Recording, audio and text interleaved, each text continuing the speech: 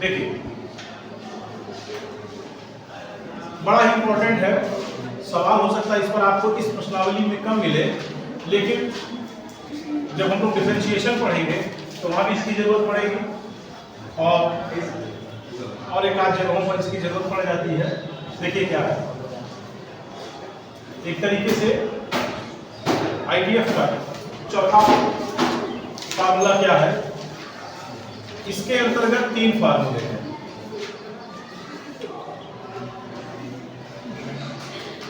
पहला फार्मूला है sine inverse x plus cos inverse x. ये याद रखिएगा, पाई बाई 2 होता, बोलो नहीं भाई। दूसरा tan inverse x plus cot inverse x, ये पाई बाई 2 होता है।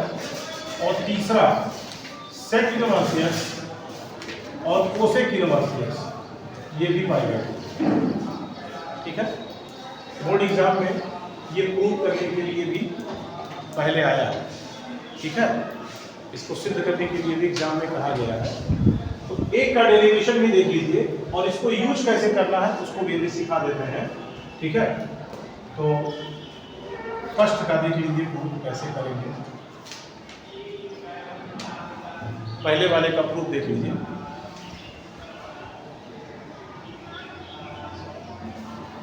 अगर साइन इनवर्स और कॉस इनवर्स को पाई बाई 2 प्रूव करना है तो सबसे पहले आप मान लीजिए साइन इनवर्स एक्स बराबर थीटा। अगर दूसरा वाला करना है तो टैन में या कॉट में किसी को मान लीजिएगा। अगर तीसरा करना है तो सेक या कोसेक में से किसी को मान लीजिएगा। तो हमको पहला वाला करना था तो हम साइन इनवर्स एक्स को थीटा मान लीजिए, कॉस को भी मान सकते थे। ठीक है, साइन इनवर्स एक्स बराबर थीटा। तो आप बताइए साइन उधर जाएगा तो साइन थीटा बराबर क्या हम लोग एक्स लिख सकते हैं? बताएं कि आप लिख सकते हैं ऐसा। इसके बाद साइन थीटा को यदि हम चाहें तो उसके 90 माइनस के रूप में ऐसे लिख सकते हैं cos 90 माइनस थीटा। बोलिए, ये जो साइन थीटा है इसको क्या cos 90 माइनस थीटा लिख सकते हैं? बिल्कुल लिख सकते हैं। क्यों? क्योंकि cos 90 माइनस थीटा भी क्या होता है? Sine theta. पढ़े हो तो नहीं पढ़े? 11th में बताया गया। ठीक है ना, cos 90 माइनस थीटा भी साइन थीटा होता है। तो साइन थीटा बराबर x है तो हम अपनी सुविधा के लिए cos में बना लिए और cos 90 माइनस थीटा बराबर x कर दिए।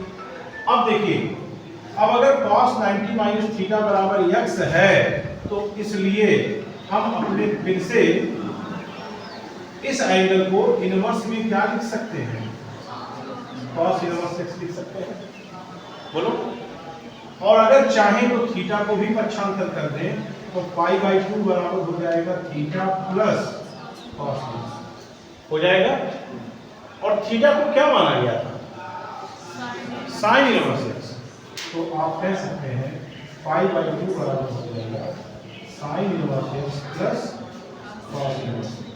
इसलिए हमारा फार्मूला हो गया sine inverse x plus cos inverse x बराबर कितना? समझ में आया? नहीं समझ आगे नोट कर लीजिए।